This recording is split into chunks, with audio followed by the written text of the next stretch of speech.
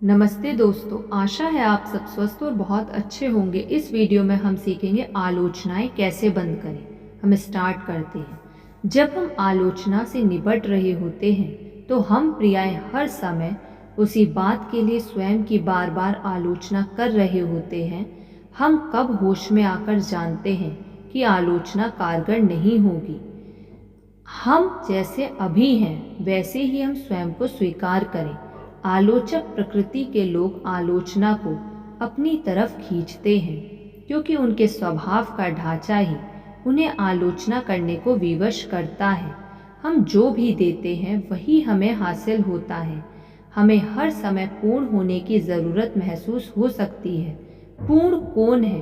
क्या आपको कभी कोई ऐसा व्यक्ति मिला है जो स्वयं में पूर्ण हो? मुझे तो नहीं मिला। यदि हम किसी दूसरे व्यक्ति की शिकायत करते हैं तो यकीनन हम स्वयं से जुड़े किसी पहलू की आलोचना करते हैं। हर कोई हमारा स्वयं का प्रतिबिंब है और हमें जो कुछ दूसरे व्यक्ति में नजर आता है उसे हम स्वयं में देखते हैं। कई बार हम जो हैं उससे जुड़े पहलुओं को स्वीकार ही नहीं करते। हम स्वयं सिगरेट अथवा अति भोजन का सहारा लेकर नकारते रहते हैं।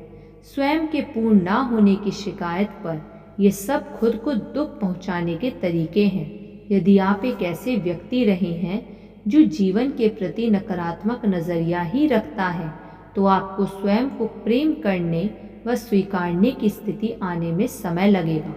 आलोचना एक आदत मात्र है, आपके अस्तित्व की वास्तविकता नहीं है।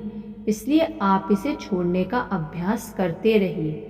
जरा कल्पना कीजिए कि यदि किसी के द्वारा आलोचना के बगैर हम जीवन जी सकते तो कितना अच्छा होता। हम पूरी तरह सहज और पूरी तरह आराम में होते। हर सुबह एक जोरदार नए दिन की शुरुआत होती क्योंकि हर कोई आपसे प्रेम करता और आपको स्वीकार करता। कोई आपकी आलोचना नहीं करता, ना ही आपको नीचा दिखाता। आप अनोखा एक एवं विशेष बनाने वाली बातों को ज़्यादा से ज़्यादा स्वीकार कर स्वयं को यह खुशी दे सकते हैं। स्वयं के साथ रहने का अनुभव सर्वाधिक आश्चर्यजनक अनुभव हो सकता है। सुबह उठकर अगला दिन स्वयं के साथ बिताने की खुशी का एहसास आप कर सकते हैं। आप जो हैं, जब उसे आप प्यार करना शुरू कर देते हैं तो आप में सबसे बड़ी अच्छाई आ जाती है। मैं ऐसा नहीं कह रही कि आप एक बेहतर इंसान हो जाएंगे, क्योंकि इसका अर्थ यही होगा कि अभी आप उतने अच्छे नहीं हैं, किंतु आप स्वयं में अपनी ज़रूरतों को पूरा करने के लिए ज़्यादा सकारात्मक तरीके प्राप्त कर सकेंगे और आप जो हैं उसे ज़्यादा से ज़्यादा व्यक्त कर सकेंगे। कई बार लोग आपको नकारात्मक संदेश देते हैं क्योंकि आपके साथ चाल चलने का यह सरलतम तरीका है। यदि कोई आपको अपराध बोध महसूस कराने का प्रयास कर रहा है तो स्वयं से पूछिए वे चाहते क्या हैं, वे ऐसा क्यों कर रहे हैं। इन प्रश्नों को पूछिए, ना कि अंदर ही अंदर ऐसा स्वीकार कीजिए, हाँ मैं दोषी हूँ, वे जो कहते हैं मुझे वही करना चाहिए। कई माता पिता अपने बच्चों को अपराध बोध के माध्यम से नियंत्रित करते हैं क्योंकि वे स्वयं उसी तरह से पले बड़े थे। वे अपने बच्चों से झूठ बोलते हैं ताकि वे किसी को स्वयं से कम आंकने पर उन्हें मजबूर कर सकें। कुछ लोगों को उनके सगे संबंधियों और मित्रों द्वारा उनके बड़े वृद्धिकाल में नियंत्रित किया जाता है। इसकी सबसे बड़ी वजह है कि वे स्वयं का सम्मान नहीं करते, वरना वे ऐसा होने नहीं दे सकते थे। दूसरी वजह, वे स्वयं दूसरों के प्रति ऐसी सोच रखते हैं। आप में से कई अपराध बोध के बादलों की ओट में रहते हैं। आप हमेशा गलत महसूस करते हैं, या यह कि आप सही काम नहीं कर रहे हैं, या किसी से किसी बात पर माफ़ी मांग रहे होते हैं। आपने भूतकाल में जो गलती की है उसके लिए खुद को क्षमा नहीं करते। आपके जीवन में जो घटित हो रहा है उसके लिए आप स्वयं को कोसते रहते हैं। बादलों को छट जाने दीजिए। आपको अब इस तरह रहने की बिल्कुल ज़रूरत नहीं है।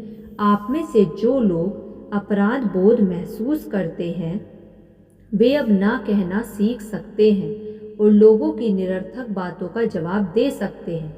मैं आपको उनसे नाराज़ होने के लिए नहीं कह रही हूँ, लेकिन अब आपको उनकी चाल का शिकार होने की ज़रूरत कतई नहीं है। यदि नहीं कहना आपके लिए नई बात हो तो साधारण रूप से ऐसा कह दीजिए, जी नहीं, मैं ऐसा नहीं कर सकता। कोई बहाने मत बनाइए। जब वे पाएंगे कि अब आप पर उनकी चालबाजी का असर नहीं हो रहा है तो वे ऐसा करना बंद कर देंगे। लोग तभी तक आपको नियंत्रित करते हैं जब तक आप उन्हें ऐसा करने देते हैं। पहली बार जब आप ना कहेंगे तो आपको अपराध बोध महसूस होगा, किंतु आगे के लिए सरल होता जाता है। मेरे एक लेक्चर के दौरान एक महिला अपने बच्चे के साथ उपस्थित थी जिसे हृदय की जन्मजात बीमारी थी। वह अपराध महसूस कर रही थी क्योंकि उसे लगता था कि ऐसा उनकी किसी गलती के कारण हुआ। दुर्भाग्यवश अपराध बोध से कोई समस्या हल नहीं होती। उसके मामले में किसी ने कुछ गलत नहीं किया था। मैंने उसे बताया कि मेरे विचार से ऐसे बच्चे की आत्मा की पसंद से हुआ होगा, जो माँ और बच्चे दोनों के लिए एक सीख के रूप में था। उसके लिए मेरा जवाब था कि वह बच्चे को तथा स्वयं को प्रेम करे और ऐसा सोचना बंद करे कि उसने कुछ गलत किया था। ऐसे अपराध बोध से कोई फर्क नहीं पड़ता। धन्यवाद। आपको ये वीडियो कैसी लगी कमेंट करके ज़रूर बताइएगा। यदि आपने अभी तक इस चैनल को सब्सक्राइब नहीं किया है तो सब्सक्राइब कर लीजिए और इस वीडियो को लाइक कर दीजिए। धन्यवाद।